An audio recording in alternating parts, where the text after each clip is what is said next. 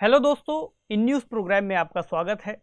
Corona महामारी के दौर में देश की अर्थव्यवस्था में गिरावट आ रही है, महंगाई बढ़ रही है। ऐसे में देश का जो केंद्रीय बैंक है यानी रिजर्व बैंक ऑफ इंडिया, वह क्या कदम उठा रहा है, इन सभी टॉपिक्स को आज हम यहाँ पर डिस्कस करेंगे। हाल ही में दरअसल आरबीआई ने मौद्रिक पॉलिसी में जो भी नए अपडेट किए हैं उनको आज हम देखेंगे। तो जो हमारा टॉपिक है वह है कोरोना की महंगाई में आरबीआई की मौद्रिक नीति।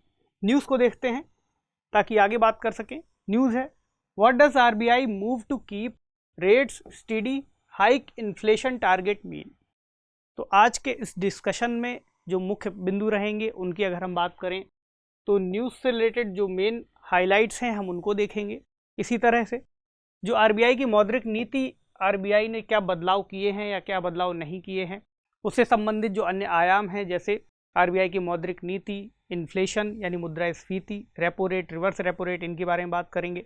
इससे जुड़े जो चैलेंजेस हैं उनकी बात करेंगे, क्या किया जा सकता है उन्हें देखेंगे, और एक क्वेश्चन रहेगा जो मेंस के आधार पर आप डील करेंगे। क्योंकि यह जो विषय है यह प्रीलिम्स के पॉइंट ऑफ व्यू से भी बहुत ज़्यादा इंपॉर्टेंट है। इस तरह के विषय से डायरेक्ट क्वेश्चंस पूछ लिए जाते हैं प्रीलिम्स में, साथ ही मेंस में तो विश्लेषण करने के लिए सवाल आते ही हैं। ऐसे में आप इस टॉपिक को इस आधार पर समझ करके चलेंगे। मेंस के लिए जीएस पेपर 3 में यह टॉपिक महत्वपूर्ण रहेगा। तो बात करें उन प्रमुख बिंदुओं की जो आरबीआई की मौद्रिक नीति से संबंधित हैं। तो आरबीआई की मौद्रिक नीति समिति की बैठक हुई है जिसमें उन्होंने प्रमुख जो दरें हैं उनको अपरिवर्तित रखा है। इसमें प्रमुख दरें हैं रेपो रेट और रिवर्स रेपो रेट। तो जो रेपो रेट है उसे 4% और रिवर्स रेपो रेट को 3.35% पर ही स्थिर रखा है। इसके अलावा वित्त वर्ष 2021-22 के लिए जो मुद्रास्फीति का लक्ष्य है उसे इन्होंने 5.7% कर दिया है। पहले से रखा था 5.1%। हालांकि फिर भी यह उनके जो अपर कैप है उसके अंदर ही आएगा, अभी बात करेंगे उसकी। वित्त वर्ष 21-22 के लिए वास्तविक जीडीपी वृद्धि दर का जो अनुमान है वह 9.5% है। दरअसल जून में इन्होंने इसमें कुछ कटौती की थी, जो 10.5 था उसे इन्होंने 9.5 कर दिया था अनुमान, लेकिन उसे इस बार बरकरार रखा है। तो ये इसके कुछ हाइलाइट्स हैं। क्वार्टर आधार पर यानी तिमाही आधार पर अगर हम इन्हें देखें तो वित्त वर्ष 21-22 के लिए ये कुछ क्वार्टर आंकड़े हैं। अच्छा, हम बात कर रहे हैं वित्त वर्ष की, तो जिन्हें पता है उनके लिए ठीक है, जिन्हें नहीं पता वो भी समझ लें। वित्त वर्ष किसी देश के लिए, या फिर हम बात कर रहे हैं भारत की, तो भारत के लिए 1 अप्रैल से शुरू होता है और 31 मार्च तक चलता है। ये वित्तीय गतिविधियों का इस दौर में एक लेखा जोखा होता है 1 साल के लिए, तो वित्त वर्ष इसे याद रखिएगा। अब इसमें क्वार्टर की बात है, क्वार्टर 1, क्वार्टर 2 यानी तिमाही आधार पर। अगर यह अप्रैल से शुरू होगा तो अप्रैल से 3 महीने का आंकड़ा आप ले सकते हैं, यानी जून तक।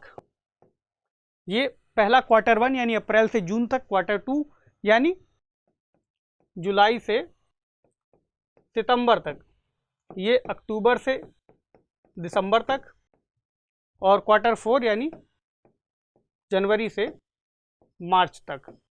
तो कितनी वृद्धि रहने वाली है इन्होंने कहा है, क्वार्टर 1 में 21.4%, क्वार्टर 2 में 7.3%, क्वार्टर 3 में 6.3% और क्वार्टर 4 में 6.1% यह रहेगी। अब बात करें आरबीआई के बारे में, क्योंकि ये सभी निर्णय आरबीआई के द्वारा लिए गए हैं।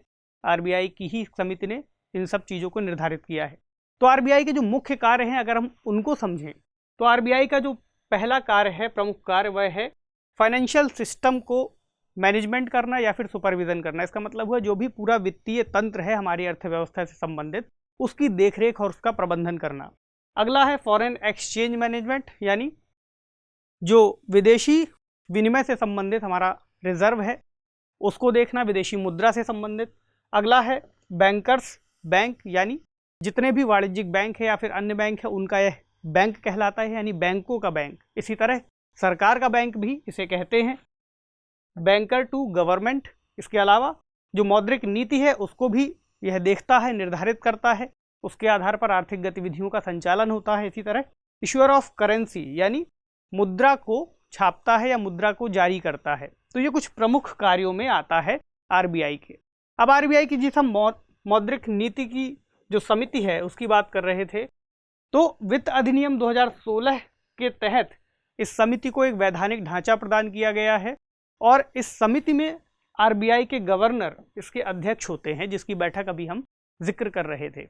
इस समिति में 6 सदस्य होते हैं, जिसमें से 3 सदस्य आरबीआई के ही मेंबर्स होते हैं, आरबीआई के कुछ अधिकारी होते हैं, जबकि बाकी के 3 सदस्यों को भारत सरकार द्वारा नामित किया जाता है और ये 3 बाहरी सदस्य हो सकते हैं। यह जो समिति है इसका मुख्य कार्य अर्थव्यवस्था में मूल्य स्थिरता को बनाए रखना, मुद्रास्फीति को नियंत्रित रखना और नीतिगत दरों का निर्धारण करना कि कितनी दरें किस आधार पर तय की जाएंगी, जिससे अर्थव्यवस्था में आर्थिक विकास की गतिविधियां और मुद्रास्फीति यानी महंगाई को नियंत्रित रखा जा सके। तो ऐसे कुछ महत्वपूर्ण कार्य इस समिति को दिए जाते हैं। अब हम कुछ उन महत्वपूर्ण शब्दों की बात कर लें जो पेपर में सीधे तौर पर पूछ लिए जाते हैं और हमें उनमें कन्फ्यूज़न बना रहता है कि किस शब्द का क्या अर्थ है। जैसे पहला है मौद्रिक नीति। तो जैसा कि इसके नाम से ही स्पष्ट है, मौद्रिक नीति अर्थात मुद्रा से संबंधित नीति। तो जो देश की अर्थव्यवस्था है, देश की अर्थव्यवस्था में जो धन से संबंधित जितनी नीतियां हैं, यानी कि अर्थव्यवस्था में कितना धन छोड़ा जाएगा, तरलता कितनी रहनी चाहिए, यहाँ तरलता का अर्थ भी पैसे से ही है, कितना अर्थव्यवस्था में हमें अपनी मुद्रा को छोड़ना है या फिर अर्थव्यवस्था से मुद्रा को हटाना है, ये सभी चीज़ें मौद्रिक नीति में ही शामिल होती हैं। तो किसी भी देश का केंद्रीय बैंक इन नीतियों का संचालन करता है और भारत के संबंध में जो आरबीआई है, रिजर्व बैंक ऑफ इंडिया, वह इसको देखता है।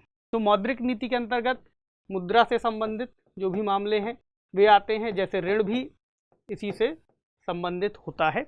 वाणिज्यिक बैंकों में कितना धन छोड़ना है, कितना नहीं छोड़ना है, या अर्थव्यवस्था में कितना पैसा जाना चाहिए, कितने बैंक्स को कितना लोन देना, ये सभी चीज़ें मतलब बहुत बड़े स्तर पर उसका निरीक्षण करते हैं और उस आधार पर मौद्रिक यानी मुद्रा से संबंधित नीतियों को निर्धारित करते हैं। अगला पॉइंट है मुद्रास्फीति। तो मुद्रास्फीति क्या है? देखिए, मांग और आपूर्ति किसी भी अर्थव्यवस्था की 2 प्रमुख व्यवस्थाएं हैं। इनमें जब असंतुलन हो जाए, यानी या तो मांग बढ़ जाए या आपूर्ति बढ़ जाए, या आपूर्ति घट जाए या मांग घट जाए, ऐसा कोई भी असंतुलन होने पर वस्तुओं और सेवाओं की कीमतें प्रभावित होती हैं। ऐसे में इनसे जो कीमतों पर प्रभाव पड़ता है, कीमतें बढ़ती हैं, महंगाई बढ़ती है, उसे ही हम मुद्रास्फीति कहते हैं। तो ये इसका एक सामान्य सा मतलब हुआ। अब मुद्रास्फीति 2 प्रकार की होती है, एक होती है मांग जनित, दूसरी होती है लागत जनित। तो अगर मांग बढ़ती है और किसी चीज़ की मांग बढ़ने पर उसकी कीमतें बढ़ने लगें तो मांग जनित मुद्रास्फीति कहलाती है। वहीं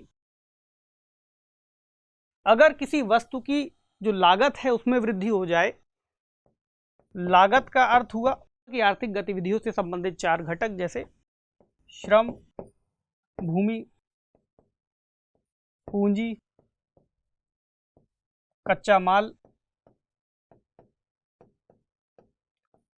इनकी कीमतों में अगर वृद्धि होती है तो इनकी कीमतें बढ़ने से जो उत्पाद है उसकी भी कीमत बढ़ती है। तो उत्पाद की कीमत बढ़ने के आधार पर ही हम इसे लागत जनित मुद्रास्फीति कहते हैं, यानी महंगाई का बढ़ना सामान्य शब्दों में हम समझ सकते हैं। अभी जो मुद्रास्फीति से संबंधित जो लक्ष्य रखा गया था वो था 4% का, कि हम 4% तक इसको मान करके चलेंगे कि अच्छी है मुद्रास्फीति। इसका जो लक्ष्य निर्धारित किया गया था वह था 5 अगस्त 2016 से 31 मार्च 2021 तक के लिए। तो अभी शायद उसको ही लेकर के चल रहे हैं। ऐसे में 4% अच्छी मुद्रास्फीति मानी जाएगी, यानी महंगाई इतनी अर्थव्यवस्था के आर्थिक विकास के लिए जरूरी होगी। वहीं इसमें कुछ उतार चढ़ाव हो सकता है, +2 और -2, यानी ये 6% तक भी जा सकती है और यहाँ 2% तक भी आ सकती है। तो शुरू में हमने जो बात किया कि 5.7% का लक्ष्य रखा है, वह इसी के आधार पर निर्धारित किया गया है कि 6% से ऊपर नहीं गया है, 6 के अंदर ही है। तो ये हुई इसकी बात। अब हम इसके बाद बात करें अगर रेपो रेट की, तो रेपो रेट दरअसल वह ब्याज दर है जिस पर केंद्रीय बैंक यानी आरबीआई वाणिज्यिक बैंकों को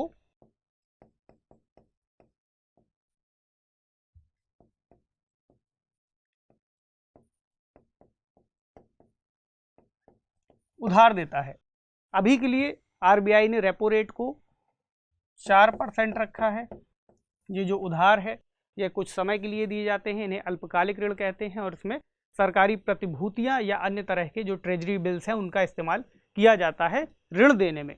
तो आरबीआई को जब लगता है कि बाजार में तरलता बढ़ानी है तो वह आरबीआई जो है अपने इस रेपो रेट में गिरावट करने लगता है। अगर इसमें गिरावट करेगा तो जो वाणिज्यिक बैंक हैं वे आरबीआई से और ज़्यादा धन की डिमांड करेंगे या पैसा लेते रहेंगे। ऐसे में बाजार में तरलता बढ़ती रहेगी और आर्थिक गतिविधियां बढ़ती रहेंगी। वहीं अगर आरबीआई को ये लगे कि अर्थव्यवस्था में धन या तरलता बहुत ज़्यादा हो गई है, इससे महंगाई बढ़ती जा रही है, तो उसके ऐसे समय में आरबीआई रिवर्स रेपो रेट का उपयोग करता है। जहां रिवर्स रेपो रेट में आरबीआई, अब हम इस एरो को उल्टा कर देंगे, जहां रिवर्स रेपो रेट में आरबीआई वाणिज्यिक बैंकों से यानी धन वापस लेने लगता है और कीमतें इतनी रखता है, अभी के लिए जैसे 3.35% रखी है उन्होंने रिवर्स रेपो रेट, तो एक ऐसी कीमत का निर्धारण करता है कि ताकि जो बैंक हैं वे बाजार में अपना धन ना छोड़ करके या बाजार में तरलता ना छोड़ करके आरबीआई के पास जमा करने लगे। तो ऐसे में जो बाजार में तरलता मौजूद होती है वह आरबीआई के पास वापस आने लगती है और बाजार से जो कीमतें हैं उनका कीमतों के बढ़े हुए प्रभाव को कम करने में मदद मिलती है। तो ये जो उपकरण है ये मौद्रिक नीति के अंतर्गत आते हैं। ऐसे में पेपर्स में कभी भी ऐसे सवाल बन सकते हैं।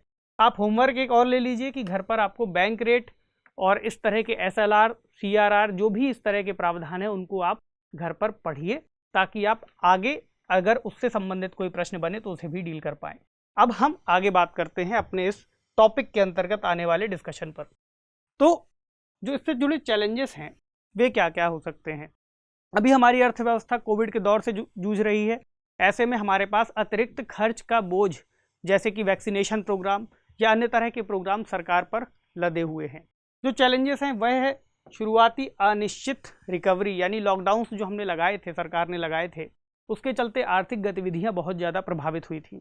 लेकिन अब धीरे धीरे लॉकडाउन चूंकि खुल चुके हैं, आर्थिक गतिविधियां फिर से संचालित हो रही हैं। दूसरी लहर का, कोविड की दूसरी लहर का असर लगभग समाप्त होता हुआ दिख रहा है। हालांकि तीसरे की आने की संभावना है लेकिन अभी कुछ निश्चित नहीं है। ऐसे में जो रिकवरी हो रही है, रिकवरी तो हो रही है लेकिन अनिश्चित है और काफ़ी सुस्त है, तो ये एक बड़ी दिक्कत है। दूसरी, बढ़ती महंगाई, क्योंकि इससे आपूर्ति पर प्रभाव पड़ा है, कच्चे माल की जो व्यवस्था है उस पर प्रभाव पड़ा है, उसकी उपलब्धता पर प्रभाव पड़ा है। साथ ही पेट्रोल, कच्चे तेल की कीमतें भी बढ़ रही हैं, साथ ही पेट्रोल पंप में मिलने वाला जो तेल है वह भी कीमतें उसकी बढ़ती जा रही हैं। तो ये एक अलग तरह की समस्या है अर्थव्यवस्था के सामने। अगला, विनिर्माण और सेवा क्षेत्र में भी जो इनपुट कॉस्ट है, यानी जो उत्पाद बनाना है या फिर अन्य तरह की जो भी लागतें हैं उनमें भी वृद्धि हो रही है। जैसे उदाहरण के लिए समझें तो कच्चे माल की कीमतें। दूसरा है परिवहन लागत। तो परिवहन लागत सेवा क्षेत्र से संबंधित है, अगर वह बढ़ेगी तो जो भी सर्विसेज हैं उनकी कीमतें भी बढ़ेंगी। बढ़ती पेट्रोल की कीमतें भी सर्विस सेक्टर को प्रभावित करती हैं। साथ ही जो ऊर्जा से संबंधित जो भी डिमांड है अगर उनमें वृद्धि होगी तो बाकी की जो आर्थिक गतिविधियां हैं वे भी महंगी होती जाएंगी। तो ये एक बड़ा इम्पैक्ट है। अगला, डिमांड में भी कमी हो रही है क्योंकि इससे बहुत सारे लोगों की जेब पर प्रभाव पड़ा है। लोगों की जो इनकम्स थी, जो आय थी, वह कम हुई है, उसमें गिरावट आई है। इसका भी एक प्रभाव मांग में पड़ा है। मांग के कारण डिमांड कम हुई है, आपूर्ति भी कम हुई है, तो अर्थव्यवस्था की रफ्तार धीमी हो गई है, जो हमें देखने को मिल रहा है। तो ऐसे में अगर हम इस समय आरबीआई की नीतियों का विश्लेषण करें तो हम पाएंगे कि अर्थव्यवस्था में महंगाई को आरबीआई ने बढ़ने दिया है, यानी कि बहुत ज़्यादा नहीं लेकिन एक सीमित रफ्तार में उन्होंने बढ़ाया है। ये एक संकेत है इस बात का कि हम अर्थव्यवस्था में उसकी रफ्तार को बरकरार रखना चाहते हैं, साथ ही चाहते हैं कि वह धीरे धीरे गति पकड़ती रहे और आगे बढ़ती रहे। ये एक उसका उद्देश्य है। अब इसके लिए क्या हो सकता है आगे की राह, यानी विकल्प क्या हो सकते हैं जिससे हम और इन व्यवस्था को और बेहतर कर सके। तो पहला है बाजार की निगरानी, की बाजार में क्या स्थितियां चल रही हैं। कुछ विशेष ऐसे क्षेत्रकों की पहचान की जाए जिन्हें गति देने की ज़रूरत है, उनके लिए विशेष सुविधाएं लाई जाएं, स्पेशल नीतियां लाई जाएं। यानी कोविड दौर के लिए विशिष्ट नीतियों की बात भी यहाँ पर की गई है। तो यह एक तरीका हो सकता है कि उन विशेष क्षेत्रों को भी गति दी जाए जो इस आर्थिक गिरावट के दौरान उसके शिकार हुए हैं। इसके अलावा पेट्रोल की कीमतों में कमी लाने के लिए जो इनडायरेक्ट टैक्सेस हैं सेंट्रल गवर्नमेंट के द्वारा यानी केंद्र सरकार द्वारा और राज्य सरकारों द्वारा लगाए जाने वाले, एक संतुलित आधार पर अगर उनमें कटौती की जाती है तो इसकी कीमतों में भी कुछ कमी देखने को मिल सकती है। इसी तरह सरकारी हस्तक्षेप पूरी व्यवस्था को फिर से सुचारू रूप से चलाने के लिए बहुत ही महत्वपूर्ण होगा। तो ये इस टॉपिक से संबंधित डिस्कशन रहा। अब हम उस सवाल को देखते हैं जो मेंस को डील करता है। सवाल है, मौद्रिक नीति किसे कहते हैं? कोरोना के दौर में आई आर्थिक गिरावट से निपटने में यह कैसे सहायक हो सकती है, चर्चा कीजिए। तो मौद्रिक नीति के संबंध में जब आप यह बात समझ चुके हैं कि मौद्रिक नीति का उद्देश्य क्या है, उस आधार पर आप अर्थव्यवस्था में आई गिरावट से उबरने में इसका विश्लेषण कर सकते हैं। तो यही आज का हमारा ओवरऑल डिस्कशन भी था और इसे हमने समझा भी। तो 250 शब्दों में इसका उत्तर लिखने का प्रयास कीजिए। जिन लोगों ने यह टॉपिक पहले से पढ़ रखा था उनके लिए रिवीजन में काम आएगा, जिन्होंने नहीं पढ़ा है उनको नई समझ विकसित करने में इससे मदद मिलेगी। तो ये था आज का हमारा ओवरऑल डिस्कशन इस टॉपिक को लेकर के। आपसे मिलेंगे अगले सेशन में किसी नए टॉपिक के साथ। तब तक पढ़ते रहिए और सेफ रहिए। शुक्रिया।